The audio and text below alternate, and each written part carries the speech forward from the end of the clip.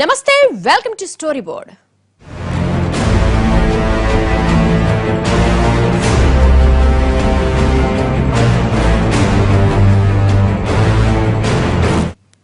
పేరుకు మాత్రం మనది విశ్వనగరం, the most affordable city in the country అని గొప్పలు చెప్పుకుంటాం. కానీ ఆ గొప్పలన్నీ ఒక్క 4 చినుకులు పడే వరకే. ఒక్కసారి గట్టిగా 4 చినుకులు పడితే చాలు మన నగరం బండారం బయటపడిపోతుంది. ఇప్పుడు కూడా అక్షరాల అదే జరిగింది. వేకువజామున కురిసిన వర్షానికి విశ్వనగరం కాస్త మహాసాగరంగా మారిపోయింది.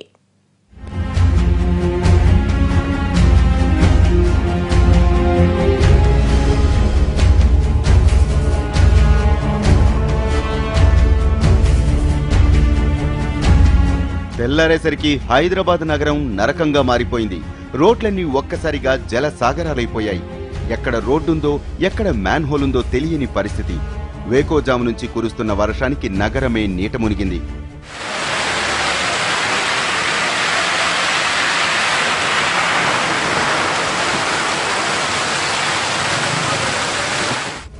కేవలం 3 గంటల్లో ఏకంగా 15 సెంటీమీటర్ల వర్షం కురిసింది.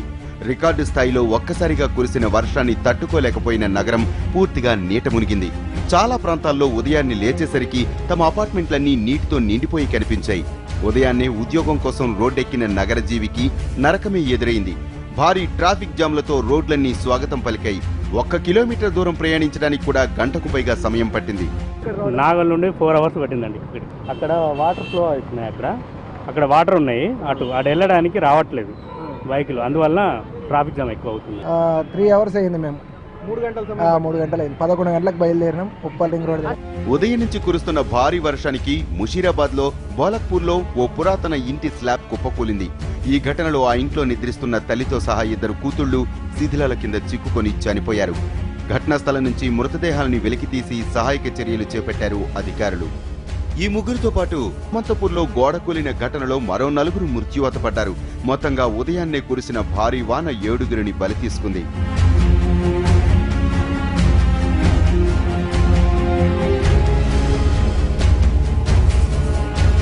చుట్టాల వాళ్ళకి మాకు సాయం చేయాలి. ఏంటిందా ఎన్ని రోజులకున్నా కానీ మాకు సాయం చేయాలి. మీరు ఇక్కడనే ఉండాలి. మేము ఈ సాయం చేయకపోతే ఈయనే ఈ బిల్డింగ్ కిందనే ఊడిచిపెడతాం. మేమైతే అక్కడ తీసుకుపోం. మొత్తంగా నగరంలో చాలా ప్రాంతాలు జలమయమయ్యాయి. హుస్సేన్ సాగర్ లో నీరు ప్రమాద స్థాయికి చేరుకోవడంతో లోయర్ ట్యాంక్ బండ్ ప్రజల్ని సురక్షిత ప్రాంతాలకు తరలించి కిందికి నీటిని విడుదల చేశారు.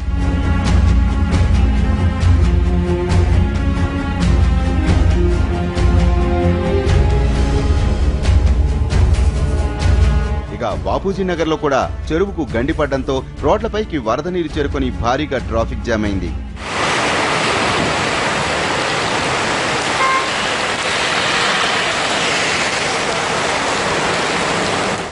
జంట నగరాల్లో అన్ని ప్రాంతాల్లోనూ వర్షం ముంచెత్తింది. అంబర్పేట, సికింద్రాబాద్, బేగంపేట, తిరుమలగిరి, అల్వాల్ ప్రాంతాల్లో భారీగా వర్షపాతం నమోదైంది. అంబర్పేటలో అత్యధికంగా 11.8 సెంటీమీటర్ల వర్షం కురియగా మేరేట్పల్లిలో 1 సెంటీమీటర్ వరకు వర్షం కురిసింది. ఇక మిగిలిన అన్ని ప్రాంతాల్లోనూ భారీ నుంచి అతి భారీగా అతి తక్కువ సమయంలో వర్షం కురిసింది.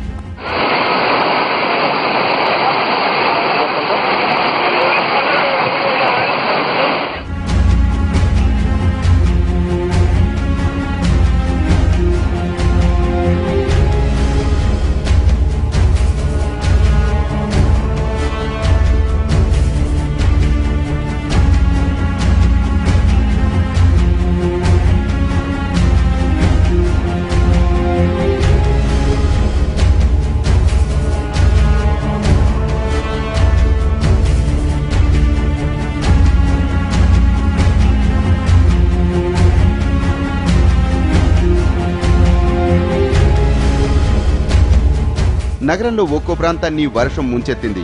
రోడ్లన్నీ ఏరులై పారుతుంటే నడవడానికి ఇబ్బంది పడ్డారు ప్రజలు. కొన్ని అపార్ట్మెంట్స్ లోనికి తెల్లారేసరికి నీళ్లు చేరడంతో కార్లను బయటకు లాగడానికి తీవ్ర ఇబ్బందులు పడ్డారు.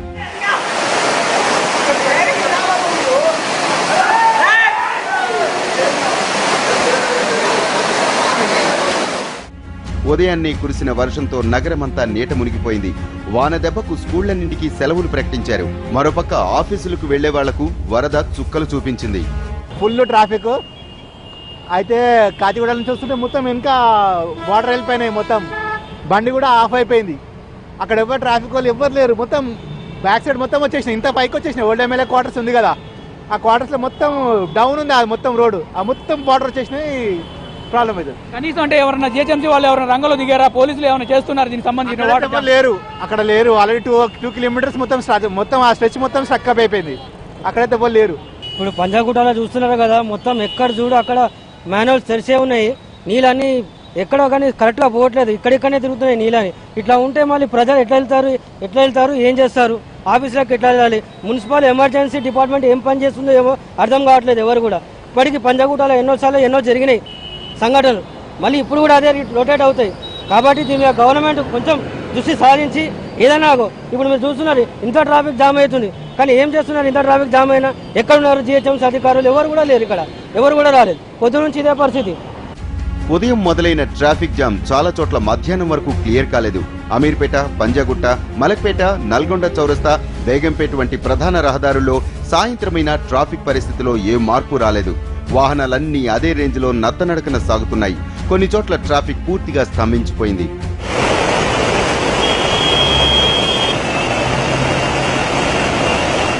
మొత్తంగా సిటీలో కురిసిన కుంభవృష్టి నగరాన్ని ఒక్కసారిగా అతలాకుతలం చేసేసి నగరవాసులకు నరకం చూపించింది. మనది విశ్వనగరమా, విశ్వ నరకమా, భాగ్యనగరమా, అభాగ్యనగరమా? వివరాలు బ్రేక్ తర్వాత చూద్దాం.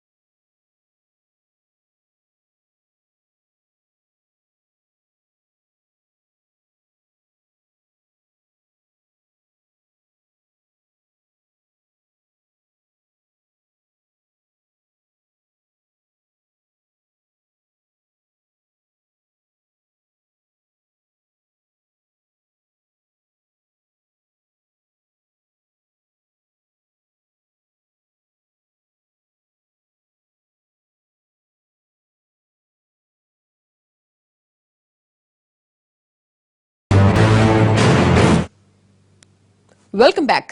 ఒక్కరోజు వానికి ఇంతలా వణికిపోతే ఇక ముందు ముందు మరిన్ని ప్రకృతి ప్రకోపాలు తలెత్తితే పరిస్థితి ఏమిటి?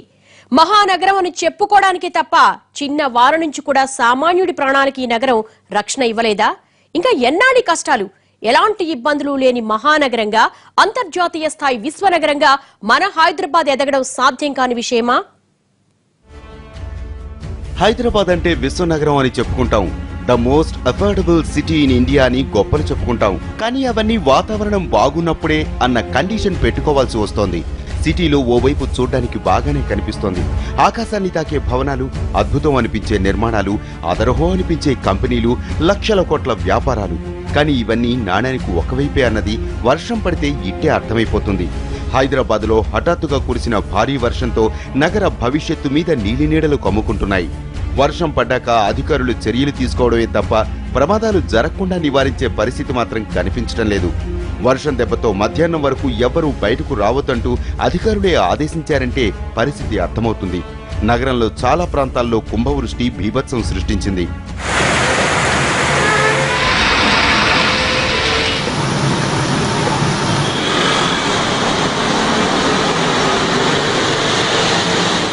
ఒక్క వానాకాలంలోనే కాదు, దాదాపు అన్ని రోజుల్లోనూ హైదరాబాద్లో ఇబ్బందులు కామన్ అయిపోయాయి. మిగిలిన నగరాల్లో వర్షాకాలంలో మాత్రం రోడ్లపై నీరు పారుతుంది. కానీ హైదరాబాద్లో మాత్రం మండు వేసవిలోనూ రోడ్లపై నదులు పారుతూనే ఉంటాయి. శతాబ్దాల కిందట ఏర్పాటు చేసిన డ్రైనేజీ వ్యవస్థతో ఇప్పటికీ నగరవాసులు అవస్థలు పడుతూనే ఉన్నారు. వర్షం పడితే అది వాన నీరో డ్రైనేజీ నీరో తెలుసుకోవటం బ్రహ్మదేవుడికి కూడా సాధ్యం కాదు. డ్రైనేజ్ సమస్యలు తలెత్తినప్పుడు ఎప్పటికప్పుడు చిన్న చిన్న రిపేర్లు చేసి చేతులు దులిపేసుకోవటం తప్ప పూర్తి స్థాయిలో వాటిని మరమ్మతులు చేయటం మాత్రం ఎవరి వల్ల కావటం లేదు. ఇవ్వాలనే కొద్ది గొప్ప వర్షం పడ్డది, అంటే ఒక 8 సెంటీమీటర్స్ వర్షం పడ్డది. హైదరాబాద్ నగరంలో సాలీనా సుమారుగా 80 సెంటీమీటర్ల వర్షం పడుతుంది. దాంట్లో నుంచి ఇవాళ పడ్డది పెద్ద వర్షం కాదు. ఒకసారి బొంబాయిలో 60 సెంటీమీటర్ల వర్షం కూడా పడ్డ పరిస్థితులు ఉన్నాయి. అయినా కానీ మొత్తము పట్టణం అంతా అతలాకుతలం అయిపోయింది. కొన్ని పాత గోడలు కూలి కొందరు చనిపోవడము, 7 మందో 8 మందో, మొత్తం జనాభా ట్రాఫిక్ అంతా కూడా స్తంభించిపోవడం జరుగుతూ ఉంది. ఇది అర్బన్ ప్లానింగ్ లేకపోవడము, మున్సిపాలిటీలో సరి అయినటువంటి వ్యవస్థ లేకపోవడం వల్ల జనజీవనం స్తంభించిపోతుంది. ఇక కాలేసినా వర్షం వచ్చినా సిటీలో టక్కున పవర్ సప్లై నిలిచిపోతుంది. ప్రకృతి బీభత్సాలు వచ్చినప్పుడు ముందు జాగ్రత్తగా పవర్ సప్లై నిలిపివేస్తారు, ఆ వెంటనే పునరుద్ధరిస్తారు. కానీ హైదరాబాద్లో మాత్రం గాలొచ్చినా వానొచ్చినా ఆగిపోయే పవర్ సప్లై గంటలు గడిచినా రాదు. విదేశాల్లో ఉన్నంత సమర్థమైన వెదర్ ఫోర్కాస్ట్ ఇక్కడ ఎప్పటికీ ఒక కలే. సిటీ పెరిగినా కానీ డ్రైనేజ్ వ్యవస్థను ఇంప్రూవ్ చేయడంలో ఆలస్యం జరుగుతున్నది. అలాగే ఇప్పుడు సిమెంటు, ఎక్కడ చూసినా సిమెంట్ కట్టడాలు, రోడ్లు సిమెంట్వే, తర్వాత కట్టడాలు సిమెంట్వే, చెట్లు పోతున్నాయి. కాబట్టి ప్రథమంగా ఏ సిటీ అయినా లివబుల్ సిటీ అని అంటే ప్రకృతి దగ్గరలో ఉండేటువంటి సిటీగా ఉండాల్సిన అవసరం ఉన్నది. ఔటర్ రింగ్ రోడ్లు, ఎక్స్ప్రెస్ హైవేలు, ఇంటర్నేషనల్ ఎయిర్పోర్ట్లు, 30-40 అంతస్తుల బిల్డింగ్లు, రియల్ ఎస్టేట్ ఇవన్నీ ఉన్నంత మాత్రాన హైదరాబాద్ విశ్వనగరం అయిపోదు. ఐటీ కంపెనీలు వేల కోట్ల రూపాయల ఆదాయం తెచ్చినంత మాత్రాన ఇది విశ్వనగరంగా మారిపోదు. ఎప్పటికప్పుడు కొత్త ప్రాజెక్టులు తెచ్చినంత మాత్రాన విశ్వనగరం అయిపోదు. విశ్వనగరాల్లో ఈ మౌలిక వస్తువులతో పాటుగా ప్రజల ప్రాణాలకు అధిక భద్రత ఉండాలి. ఎప్పుడు ఏ హోర్డింగ్ మీద పడుతుందో, ఎక్కడ ఏ నాలా మనుషుల్ని మింగేస్తుందో, హఠాత్తుగా వర్షం పడితే ఆ రోజు ఎక్కడ సెలవు పెట్టాల్సి వస్తుందో, ఒకవేళ ధైర్యం చేసి రోడ్డెక్కితే ఎక్కడ గంటలకు గంటలు ట్రాఫిక్లో గడపాల్సి వస్తుందో తెలియక బిక్కుబిక్కుమంటూ సామాన్యుడు బతికితే అది విశ్వనగరం కానే కాదు.